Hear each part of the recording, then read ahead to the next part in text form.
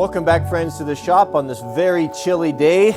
Oh, I just came in, we got the fire started. It's 27 degrees this morning. The pressure's dropping and we got a big storm moving in. So I could not be more thrilled than what just showed up with just showed up yesterday by the FedEx man. I have a special package, special delivery here to share with you. What do you think's in here? I got a prop behind me here. Of course, the ice cleats. The ice cleats for the compact track loader. Look at this right here, 150 per box, and a total of 300 per machine is what is recommended. And of course, like many, the tracks on this compact loader are rubber. Now, those are super nice for running around on concrete and asphalt. They don't tear stuff up. They're a little bit lighter weight, but they're terrible in snow, and they can be dangerous if you're trying to plow on the side of a hill, if you live up in the mountain country, because they'll slide sideways. There's nothing to bite here on the edges like a metal cleated track would have. So what we're going to be doing is installing these little carbide tip goodies in here for that reason, that they're supposed to just spin right in. My mouth is frozen. Spin right in with a cordless drill and spin right out if you want to take them in, take them out. Good grief, it's cold. I'm going to move our whole operation over here by the wood stove. Our engine started. The moment I saw the box, I have seen, I'm familiar with this company, Grip Studs. I was looking around online and I was looking for alternatives, and I have seen these, some guys that I've dirt bike with have been running these in their knobbies, a different version of this. So I called them up, or I got to looking into it, realized that they're an Oregon company. And the dudes over there were super cool. And I said, hey, I've got the skid steer, and is it possible to use your product on this? Will it work? And they said, absolutely. They recommended the GST 1910T carbide studs. You know, it's kind of fun when you run across someone who really believes in their product and are excited about their company, and they have something good to share with people. I ended up having a nice conversation with them on the phone, and then the conversation kind of turned to, hey, what do you do? And I mentioned, hey, I might be featuring these on YouTube. And so he sent me something to share with you guys that's really cool. He said, I'll send you our cleats, and then I'll send you some of our competitors, and then I had a giant one machined that I'll send you so you can see how they're made and how they're different. Look at the size of this one compared to what we're going to put in our skid steer track, right? Which is, you know, that's heavy industrial. Look at the difference here. Aren't those crazy? Well, what do we have here? Oh, competitors. Okay, here, so we can kind of see a comparison here. So these are the competitors he was telling me about, and this just looks like a regular hex bolt with a carbide glued inside. Same here. So it's just a regular lag screws compared to these. You see how wide that paddle is? And then these there's actually carbide rods. They're pretty long that are brazed down in there instead of these, which are just glued in. This just looks like just a regular lag screw to me. This is a way better deal. And look how big the fins are compared to a regular screw. I mean, they're, goodness, 5, 6, 7, 10 times the force. You know, to pull that out, it's going to be difficult. So here's the big one. Isn't that cool? That is huge. I don't know if he had that machined or just for a demonstration, or is there an application like on big earth moving equipment where you would actually use this?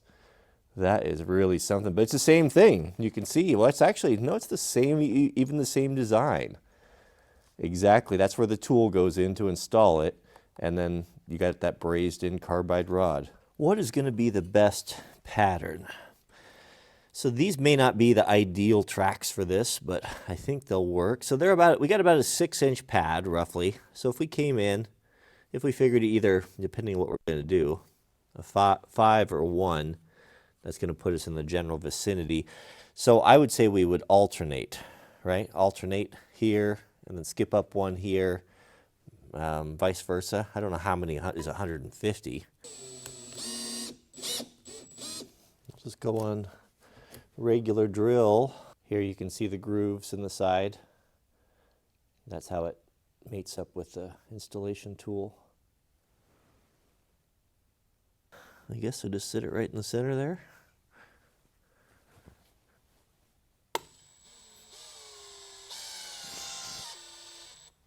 Oh, that's easy enough.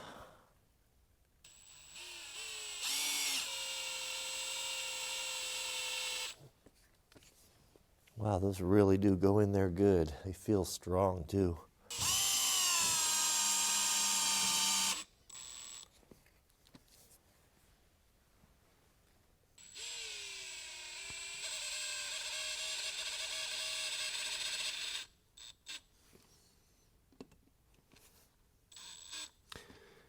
And when you want to take them out, I guess it's just simple as that. You have a small hole there, but it's pretty minimal. Interesting.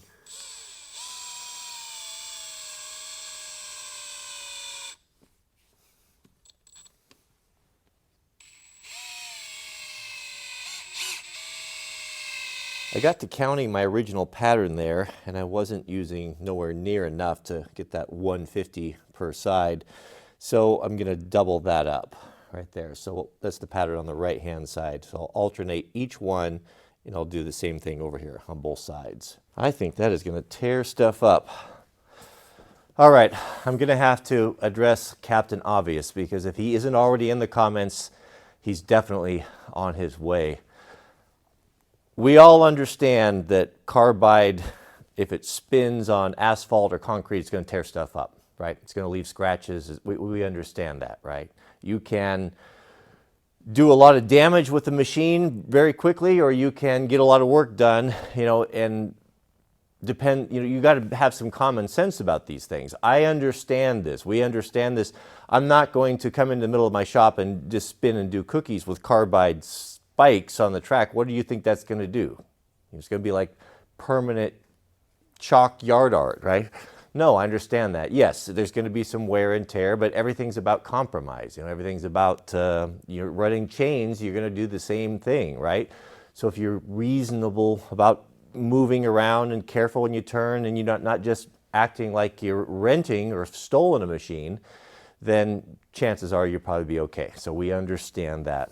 Now, I knuckled under. Remember the plug?